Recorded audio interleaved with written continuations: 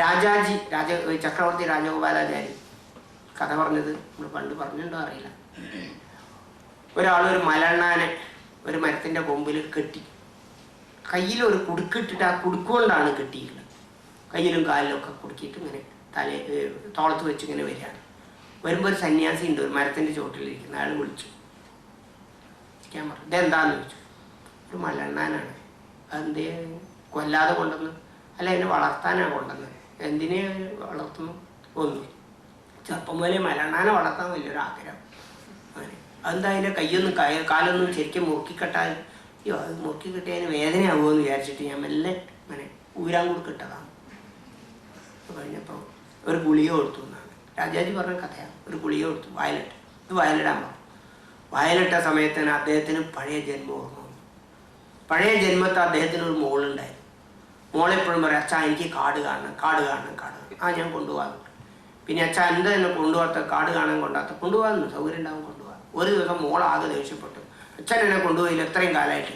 അല്ല, അച്ഛന് ദേഷ്യം വന്നിട്ട് പറഞ്ഞു, നീ ഒരു കാര്യം ചെയ്തോ, അടുത്ത ജന്മം ഒരു മലണ്ണാനായിട്ട് കാട്ടിൽ ജനിച്ചോ, എന്നിട്ട് ഇഷ്ടം പോലെയൊക്കെ കണ്ണു കിടന്നു, എന്നെ കൊണ്ടാവില്ല, എനിക്ക് ഒഴിവില്ല.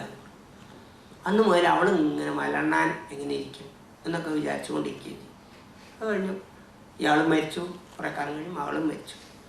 അങ്ങനെ ഇയാൾ പിന്നത്തെ ജനിച്ചു ഈ ജന്മം ജനിച്ചപ്പോഴേ ഇയാൾക്ക് കാട്ടിൽ പോകണം, മലണ്ണാനെ പിടിച്ചുകൊണ്ടുവരണം, വളർത്തണം അങ്ങനെ തോന്നി.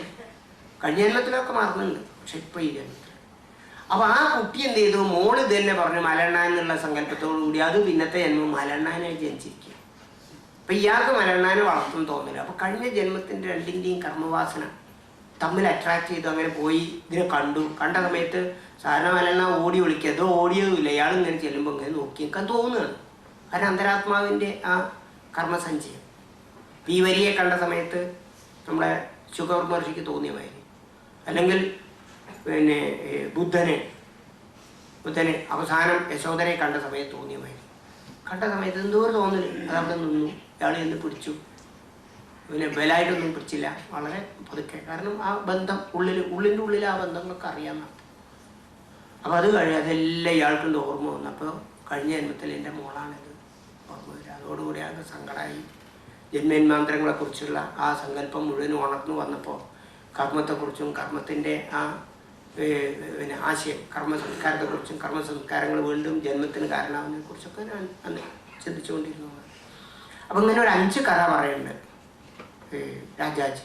ഒരിക്കൽ വർഗീയലാളുണ്ടായ സമയത്ത് അദ്ദേഹം ഈ 5 കഥ പറഞ്ഞിട്ടാണ് വർഗീയലാളെ ഇല്ലാതാക്കിയത്. എല്ലാവരും